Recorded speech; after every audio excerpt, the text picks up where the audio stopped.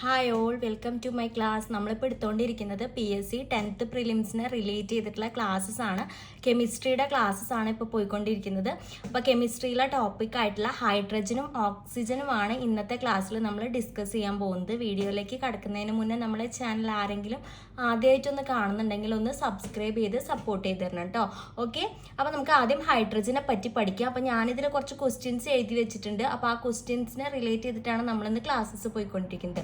Okay, നമുക്ക് ആദ്യം തന്നെ നമ്മൾ മുന്നേ പഠിച്ചതാണ് മൂലകങ്ങളൊക്കെ എടുത്തപ്പോൾ ആവർത്തന പട്ടികയിലെ ആദ്യത്തെ മൂലകം എന്ന് പറയുന്നത് ഏതാണ്?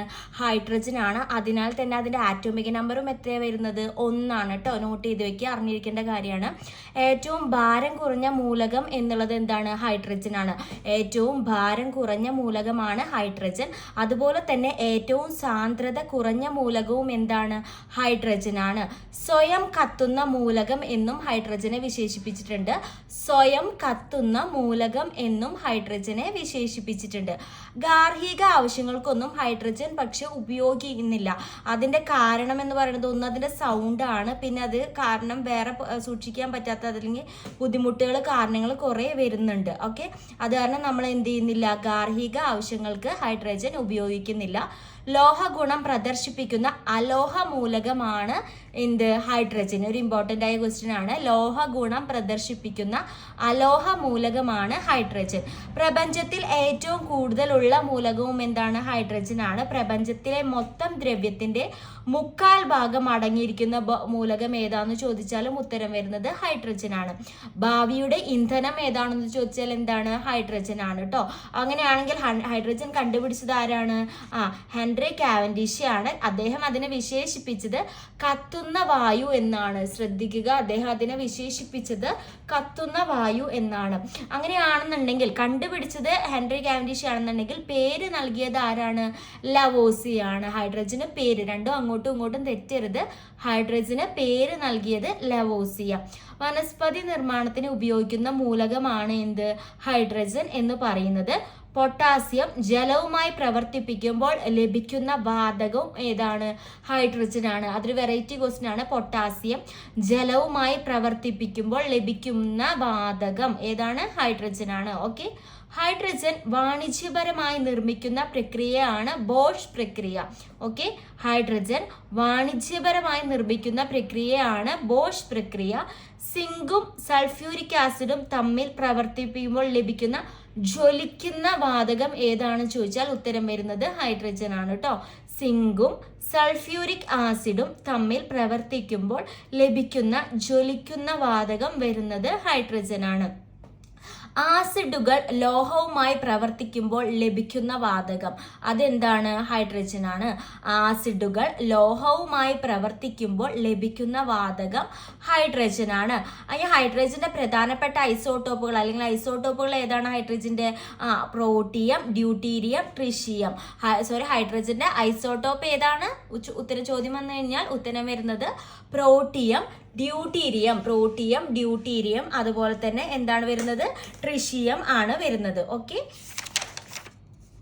അടുത്തത് നമുക്ക് ഐസോട്ടോപ്പ് ആയിട്ടുള്ള പ്രോട്ടിയം, ഫസ്റ്റ് പറഞ്ഞതായിട്ടുള്ള പ്രോട്ടിയത്തെ പറ്റി നോക്കാം. സാധാരണ ഹൈഡ്രജനാണ് നമ്മൾ എന്തെന്ന് പറയുന്നത്? പ്രോട്ടിയം എന്ന് പറയുന്നത്. ധാരാളമായി കാണപ്പെടുന്നുണ്ട്. ന്യൂട്രോൺ ഇല്ലാത്തതും എന്താണ്? പ്രോട്ടിയമാണ്. ന്യൂട്രോൺ ഇല്ലാത്തത് ഏതാണ്? പ്രോട്ടിയമാണ്. ട്രിഷിയം എന്ന് പറയുമ്പോൾ ഏതാണ് വരുന്നത്?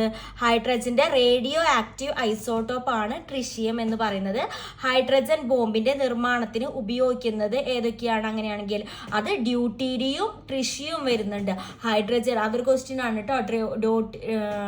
ഹൈഡ്രജൻ ബോംബിന്റെ നിർമ്മാണത്തിന് ഉപയോഗിക്കുന്നത് ഡ്യൂട്ടീരിയവും ട്രിഷിയവും. ഓക്കെ, ഘനജലം അഥവാ ഹെവി വാട്ടർ എന്ന് പറയുന്നത് ഏതിനെയാണെന്ന് ചോദിച്ചു കഴിഞ്ഞാൽ ഡ്യൂട്ടീരിയം ഓക്സൈഡിനെയാണ് കേട്ടോ. ഘനജലം അഥവാ ഹെവി വാട്ടർ എന്ന് പറയുന്നത് ഡ്യൂട്ടീരിയം ഓക്സൈഡ് ആണ്. അങ്ങനെ ആണെങ്കിൽ സൂപ്പർ ഹെവി വാട്ടർ ഏതാണ്? ട്രിഷിയം ഓക്സൈഡ് ആണ്. ട്രിഷിയം ഓക്സൈഡ് ആണ് എന്ത് സൂപ്പർ ഹെവി വാട്ടർ എന്ന് പറയുന്നത്. റോക്കറ്റുകളിൽ ഉപയോഗിക്കുന്ന ഇന്ധനം ഏതാണെന്ന് ചോദിച്ചു കഴിഞ്ഞാൽ ദ്രവ ഹൈഡ്രജൻ ആണ്. റോക്കറ്റുകളിൽ ഉപയോഗിക്കുന്ന ഇന്ധനം ചോദിച്ചു കഴിഞ്ഞാൽ ദ്രവ ഹൈഡ്രജൻ ആണ്. സൂര്യനിലും നക്ഷത്രങ്ങളിലും അഥവാ PVC, പോളിത്തീൻ ഇതിലൊക്കെയുള്ള ഘടകം ഏതാണെന്ന് ചോദിച്ചാലും നമുക്ക് എന്ത് പറയാം? ഓപ്ഷൻസ് കുറെ തന്നിട്ട് ചോദിച്ചു കഴിഞ്ഞാൽ നമുക്ക് എന്ത് പറയാം? ഹൈഡ്രജൻ എന്ന് പറയാം. ഓക്കെ, അടുത്തത് ചീഞ്ഞ മുട്ടയുടെ ഗന്ധമുള്ള വാതകം ഏതാന്ന് ക്വസ്റ്റ്യൻ ചോദിക്കും. ചീഞ്ഞ മുട്ടയുടെ ഗന്ധമുള്ള വാതകം ഹൈഡ്രജൻ സൾഫൈഡ് ആണ് കേട്ടോ. ഹൈഡ്രജൻ സൾഫൈഡ് ആണ് ചീഞ്ഞ മുട്ടയുടെ ഗന്ധമുള്ള വാതകം. ബ്ലീച്ചിങ് ഏജന്റായി ഉപയോഗിക്കുന്ന ഹൈഡ്രജൻ സംയുക്തം അത് ഹൈഡ്രജൻ പെറോക്സൈഡ് ആണ്. ബ്ലീച്ചിങ് ഏജന്റായി ഉപയോഗിക്കുന്ന ഹൈഡ്രജൻ സംയുക്തം ഹൈഡ്രജൻ പെറോക്സൈഡ് ആണ്. ഹൈഡ്രജന്റെ രൂപാന്തരങ്ങൾ ഏതൊക്കെയാണെന്ന് നോക്കാം. ഓർത്തോ ഹൈഡ്രജനും പാരാഹൈഡ്രജനും. ഓർത്തോ ഹൈഡ്രജനും പാരാഹൈഡ്രജനും. ഹൈഡ്രജന്റെ രൂപാന്തരങ്ങൾ കണ്ടുപിടിച്ചത് ആരാണ്? ഹെയ്സൻബർഗ് ആണ്. ഹൈഡ്രജന്റെ രൂപാന്തരങ്ങൾ കണ്ടുപിടിച്ചത് ഹെയ്സൻബർഗ് ആണ്. ഓക്കെ, ഒരു പദാർത്ഥം ഓക്സിജനുമായി പ്രവർത്തിക്കുന്ന പ്രതിഭാസം അതിനെയാണ് നമ്മൾ ജ്വലനം എന്ന് പറയുന്നത്. ഒരു പദാർത്ഥം ഓക്സിജനുമായി പ്രവർത്തിക്കുന്ന പ്രതിഭാസത്തെയാണ് നമ്മൾ ജ്വലനം എന്ന് പറയുന്നത്.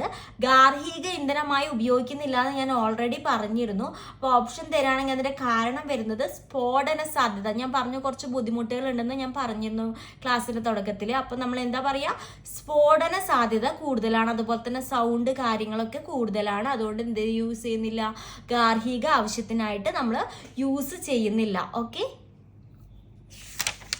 അപ്പൊ അത്രയ്ക്കാണ് നമ്മൾ ഓക്സിജനെ പറ്റി പഠിക്കാനുള്ളത്. അപ്പോൾ ഓക്സിജനെ പറ്റി ചോദിക്കാൻ പറ്റുന്ന മാക്സിമം ക്വസ്റ്റ്യൻസ് ഞാൻ ഇൻക്ലൂഡ് ചെയ്തിട്ടാണ് ഇന്നത്തെ വീഡിയോ പ്രിപ്പയർ ചെയ്തിട്ടുള്ളത്. ഹൈഡ്രജൻ. ഇനി നമുക്ക് ഓക്സിജനെ പറ്റിയിട്ട് ഡീറ്റെയിൽ ആയിട്ട് പഠിക്കാം. ഓക്കെ, ആറ്റോമിക നമ്പർ വരുന്നത് 8 ആണ് കേട്ടോ. നമ്മൾ കഴിഞ്ഞ മൂലകങ്ങൾ എടുത്തപ്പോൾ ആറ്റോമിക നമ്പർ പഠിച്ചിട്ടുണ്ടായിരുന്നു. മനുഷ്യ ശരീരത്തിൽ ഏറ്റവും അധികം അടങ്ങിയിട്ടുള്ള മൂലകമാണ് ഓക്സിജൻ. കാരണം നമുക്കറിയാം, നമുക്ക് ശ്വസിക്കണമെങ്കിൽ എന്ത് വേണം? ഓക്സിജൻ. അപ്പോൾ നമുക്ക് അതില്ലാണ്ട് പറ്റില്ല. അതുകൊണ്ട് തന്നെ മനുഷ്യ ശരീരത്തിൽ ഏറ്റവും കൂടുതൽ അടങ്ങിയിട്ടുള്ളത് ഏതാണ്? ഓക്സിജൻ ആണ്. ജീവവായു എന്നും ഇത് അറിയപ്പെടുന്നുണ്ട്. ഭൂവൽക്കത്തിൽ ഏറ്റവും കൂടുതൽ ഉള്ള മൂലകം. ഭൂവൽക്കത്തിൽ ഏറ്റവും കൂടുതലുള്ള മൂലകം ഓക്സിജൻ. ഓക്സിജൻ കണ്ടുപിടിച്ചത് ആരാണ്? Joseph Priestley. ശ്രദ്ധിക്കുക, ഇമ്പോർട്ടൻ്റ് ആണ് കേട്ടോ. ഓക്സിജൻ കണ്ടുപിടിച്ചത് ആരാണ്? Joseph Priestley. അങ്ങനെയാണെങ്കിൽ പേര് നൽകിയത് ഹൈഡ്രജനെ പോലെ തന്നെ ലെവോസി ആണ് കേട്ടോ. പേര് നൽകിയത് ഹൈഡ്രജനെ പോലെ തന്നെ ലെവോസി ആണ്. കത്താൻ സഹായിക്കുന്ന വാതകമാണ് ഓക്സിജൻ. പ്രകാശ സംശ്ലേഷണ സമയത്ത് സസ്യങ്ങൾ പുറത്തുവിടുന്ന വാതകവും ഏത് തന്നെയാണ്? ഓക്സിജൻ ആണ്. മണം, രുചി, നിറം ഇല്ലാത്ത വാതകം കൂടിയാണ് എന്ത്? ഓക്സിജൻ എന്ന് പറയുന്നത്. അപ്പൊ നമ്മൾ ഓൾറെഡി ജ്വലനം എന്താണെന്ന് ഹൈഡ്രജന്റെ എടുത്തപ്പോൾ പറഞ്ഞു. ഒരു പദാർത്ഥം ഓക്സിജനുമായി പ്രവർത്തിക്കുന്ന പ്രതിഭാസമാണ് എന്ത്? ജ്വലനം എന്ന് പറഞ്ഞിരിക്കുന്നത്. അത് അറിഞ്ഞിരിക്കുക കേട്ടോ. ഓക്സിജന്റെ രൂപാന്തരങ്ങൾ ഏതൊക്കെയാണെന്ന് ചോദിച്ചാൽ ഓസോൺ ആണ് ഓക്സിജന്റെ രൂപാന്തരം എന്ന് പറയുന്നത്. ഓക്സിജൻ വ്യാവസായികമായി നിർമ്മിക്കുന്ന പ്രക്രിയയാണ് ആംശിക സ്വേദനം. ആംശിക സ്വേദനം. ഒരു ഓസോൺ തന്മാത്രയിലെ ആറ്റങ്ങളുടെ എണ്ണം വരുന്നത് 3 ആണ്. ഒരു ഓസോൺ തന്മാത്രയിലെ ആറ്റങ്ങളുടെ എണ്ണം വരുന്നത് 3 ആണ്. ഓസോൺ എന്ന ഗ്രീക്ക് പദത്തിന്റെ അർത്ഥം വരുന്നത് ഞാൻ മണക്കുന്നു എന്നാണ്. ഓസോൺ എന്ന ഗ്രീക്ക് പദത്തിന്റെ അർത്ഥം വരുന്നത് ഞാൻ മണക്കുന്നു. ഓസോൺ കണ്ടുപിടിച്ചത് ഷോൺ ബെയ്ൻ ആണ്. ഓസോൺ കണ്ടുപിടിച്ചത് ഷോൺ ബെയ്ൻ ആണ്. ഓസോൺ പുറത്തുവിടുന്ന സസ്യം എന്ന് പറയുന്നത് തുളസിയാണ്. അറിഞ്ഞിരിക്കേണ്ട ഒരു കാര്യമാണ്. ഓസോൺ പുറത്തുവിടുന്ന സസ്യം ഏതാണെന്ന് ചോദിക്കും. പുറത്തേക്ക് വിടുന്നത് ഏതാണ്? തുളസിയാണ് കേട്ടോ. ഓക്സിജൻ ഏറ്റവും കൂടുതൽ പുറത്ത് വിടുന്ന മരം. അത് സസ്യത്തിന്റെ കാര്യമാണ് പറഞ്ഞത്. ഇനി മരത്തിന്റെ കാര്യം ചോദിക്കുകയാണെന്നുണ്ടെങ്കിൽ ഏറ്റവും കൂടുതൽ പുറത്തുവിടുന്നത് ആരാണെന്ന് ചോദിച്ചു കഴിഞ്ഞാൽ ഉത്തരം വരുന്നത് ആൽമരാണ് കേട്ടോ. ദ്രവ ഓക്സിജൻ, ഓസോൺ എന്നിവയുടെ നിറം ഏതാണെന്ന് ചോദിച്ചാൽ ഇളം നീല. ദ്രവ ഓക്സിജൻ, ഓസോൺ എന്നിവയുടെ നിറം വരുന്നത് ഇളം നീല. ശുദ്ധജലത്തിലെ ഓക്സിജന്റെ അളവ് 89%. ശുദ്ധജലത്തിലെ ഓക്സിജന്റെ അളവ് വരുന്നത് 89%. ഓക്കെ, ഇനി ഓക്സിജന്റെ ഐസോട്ടോപ്പുകൾ ഏതൊക്കെയാന്ന് പഠിച്ചു വെക്കുക. Oxygen 16, oxygen 17, oxygen 18. ഹൈഡ്രജൻ വാതകവും ഓക്സിജൻ വാതകവും ഉപയോഗിച്ചിട്ടുള്ള പ്രത്യേക സംവിധാനത്തിലൂടെ വൈദ്യുതി ഉൽപ്പാദിപ്പിക്കുന്ന സെല്ലുകൾ ഏതാണെന്ന് നമ്മൾ പഠിച്ചിട്ടുണ്ടല്ലേ. ഹൈഡ്രജൻ ഓക്സിജൻ ഫ്യൂവൽ സെല്ല് കേട്ടോ, ഹൈഡ്രജൻ ഓക്സിജൻ ഫ്യൂവൽ സെല്ല്.